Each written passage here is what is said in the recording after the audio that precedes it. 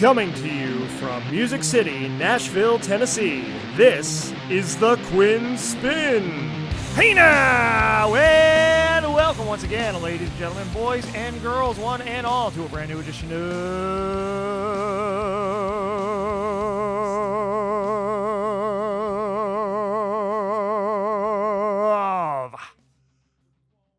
There was a little bit of Creed at the end of that. The Quinn Spinn. I'm your host, the Quinn.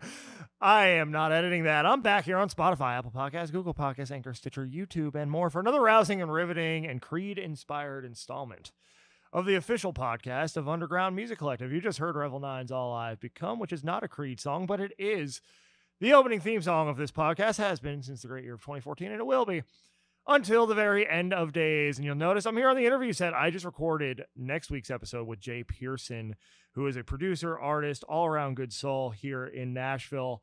We go deep on that episode, but that's coming next week. This week, had a little extra time, figured I'd pop in and record this week's solo mission on the stage because, you know, things are going crazy in my world, and I got to do things when I can do them.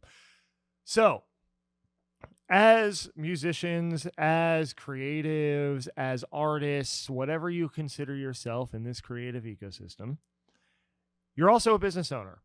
You're also a professional.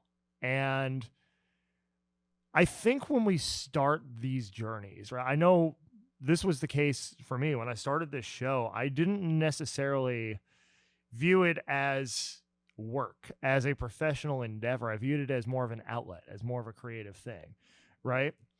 I wanted it to succeed. I wanted it to go as far as it could go, but I didn't understand back in 2013, 10 years ago, what that would entail. And all of the work, you know, all the administrative work, all of the work on myself, all of the work on building relationships that go into building a platform successfully and having it reach people, having it resonate, the skills that you have to learn that could apply to most industries, right? But that are specific to what you're trying to build in this instance, right? And so I know when we started out, you know, instead it was, oh, well, you know, we just got to keep making content. We just got to keep putting it out. And 6 months from now, SiriusXM will discover us and we'll end up having a radio show and all of our problems will be solved, the scrappy bunch that we were, right? And it was never going to happen that way, you know? And I look back on those times 10 years ago, and it's like, to be that young again, I was 26, you know, I'm young compared to now, and to be that naive again, to think that that's how it works, right? But the fact is, you've got to do the work every single day. You know, you've got to do something daily, weekly, monthly to push yourself forward, to push your platform forward, to bring it closer to your vision. And that means mastering the skills that you need to master. That means building the relationships you need to master. That means becoming the person that you need to be in this for the long haul. That means taking it seriously as a business. That means learning your value and how to communicate that value, how to communicate whatever services you provide, whether that's musical, whether that's creative, whatever it is.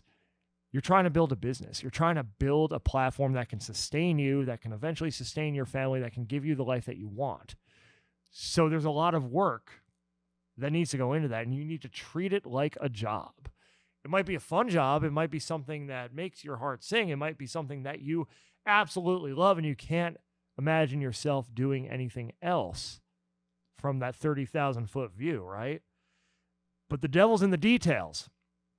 And the details dictate how far you're going to go, right? How you show up every day, the decisions you make, the interactions you have are going to dictate the whole thing. They're going to determine whether you succeed in reaching your goal, in achieving your vision, or you don't. And that means getting the finances right, you know, and continuing to find ways to bring the money in more efficiently, in greater numbers, so you can invest back in the project, so you can invest back into this vision, and of course, make sure all of your needs are being met, right? Figuring out what skills you need to develop, figuring out what skills you can outsource to other people, which again, that's another way to invest back in your platform, is hiring experts, hiring people that can help you achieve your vision, right? What knowledge do you need to even know what success looks like in the music industry, in the creative space, and whatever you're trying to do. What do you need to know about the journey that you don't yet know that you can apply? What lessons are out there? What lessons have other people learned that you have access to here on the internet? You have access to through a coaching program or through your manager or whomever, whatever mentor that you have. What can you learn from them? What can you learn from the content that exists out there that you can apply the lessons to your journey and move forward in a more informed way, right? The relationships you build are important, and making sure that, even in times of conflict, even in times of difficulty, that you're taking the high road, that you're looking for the lessons in even the interactions that don't happen the way you'd like them to, the relationships that don't work out in the way that you want them to. Even if somebody in your view has done you wrong, there's something to take from that. There's a way to grow from that, and focusing your energy on that growth and the lesson you can learn from that, as opposed to lashing out, as opposed to going off on somebody, as opposed to just retreating into this victim mentality, right? Okay, how can I use this to learn, to identify the red flags sooner, to continue to grow and push myself and challenge myself to be better? Because that's all we control, is ourselves. We control the way we show up. We control the ways that we strive to be better every single day. All that out there, relationships, opportunities that work out or don't work out,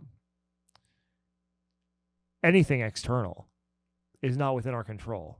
But by showing up for our business, for our vision, for ourselves, and doing so in the most disciplined and focused way possible, that's more likely than anything to bring us toward that vision. So that was just on my heart this week, and I figured I'd pop in here real quick to share it. And of course, if you're looking for some coaching, if you're looking for somebody to help you stay accountable to that journey, we are now offering one-on-one coaching at Underground Music Collective. I'm very excited to do this.